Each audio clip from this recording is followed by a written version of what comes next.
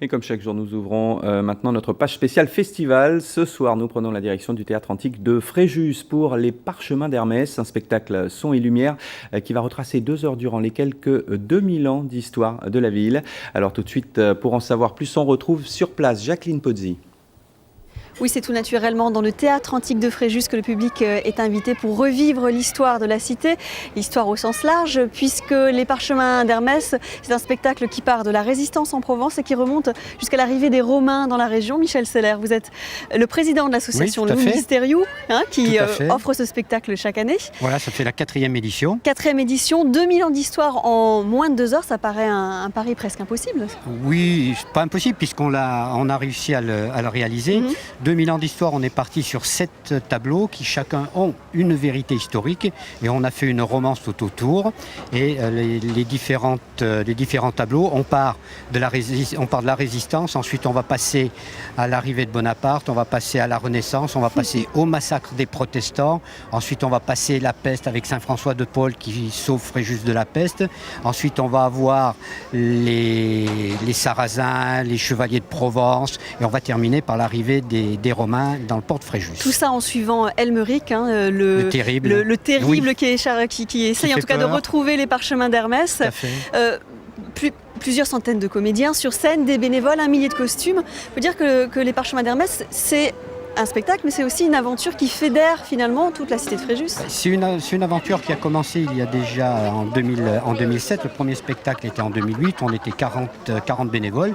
Et là, cette année, on est 92 adhérents, dont à peu près 80 personnes sur scène. Et on a fait venir des troupes amies qui, elles aussi, sont des bénévoles, ce qui fait que sur scène, on est près de 200 personnes.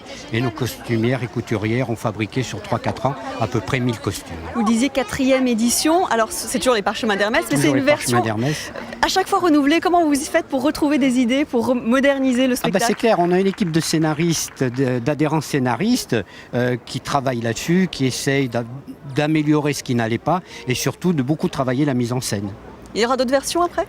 C'est la dernière et l'équipe de scénaristes est en train de travailler sur un nouveau spectacle pour l'été 2012. Sur quel sujet? Toujours sur les mêmes sujets, ça sera toujours sur des vérités historiques qui sont passées à Fréjus. Alors il ne faut pas manquer, donc par conséquent, les Parchemins d'Hermès. Ce soir, 21h30, c'est complet. Il reste des places pour la dernière, à ne pas manquer demain, jeudi. Le prix, 15 € les adultes. Et 5 € pour les enfants. Et gratuit. Et gratuit en dessous de 7 ans, office de tourisme, ou sur le site internet, ou sur le site du théâtre romain Philippe Léotard à Fréjus. Et bien donc rendez-vous ce soir et demain, 21h30. Avec plaisir. Bonsoir. Merci Jacqueline et reportage complet bien sûr demain. On termine en musique avec du jazz. C'était hier soir à Mougins.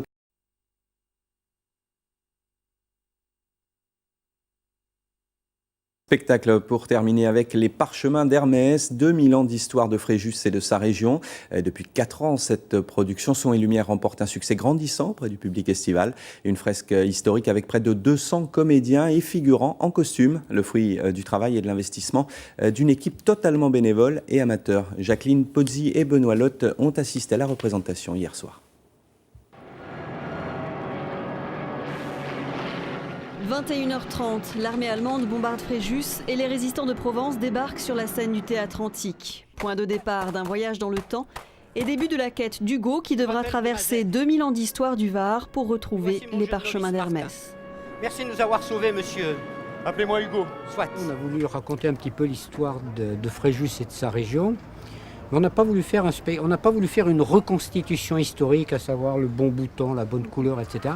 On a plus voulu faire quelque chose de ludique, mais on a voulu partir sur des faits qui se sont réellement passés à Fréjus. Par exemple, la peste Saint François de Paule est réellement venue à Fréjus. Je vous promets qu'il n'y aura plus jamais la peste dans cette région.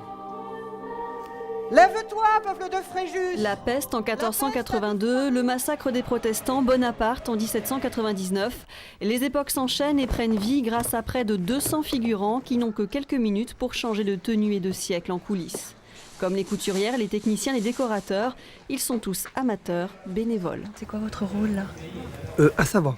Un savant. Et avant vous étiez résistant. Et dans la vraie vie? Fonctionnaire. C'est agréable comme expérience de changer de peau comme ça. Après, je serais empereur, c'est encore mieux.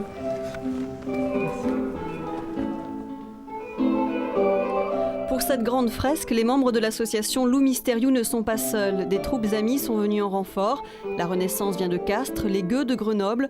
Tout ce monde coaché en amont par un professionnel de la mise en scène, ici bénévole. Il a contribué à faire évoluer les parchemins d'Hermès au fil des ans. Ce ne sont pas des professionnels, ce ne sont pas des gens qui sont voués à faire ce métier-là. Donc en fait, il faut simplement savoir leur parler pour que tout se passe bien. Donc lâcher un peu les préjugés ou des choses comme ça et puis travailler avec des gens qui sont très différents malgré tout.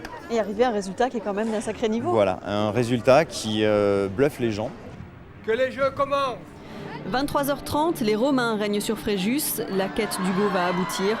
Les parchemins d'Hermès vivront ce soir leur dernière représentation après 4 ans d'existence. Mais l'histoire est un éternel recommencement. Rendez-vous l'an prochain pour d'autres aventures dans le théâtre antique. Et dernière représentation donc ce soir à 21h30 au Théâtre Antique de Fréjus. À noter que ce soir nous serons à Cannes pour le Festival de la Pantière. C'est la fin.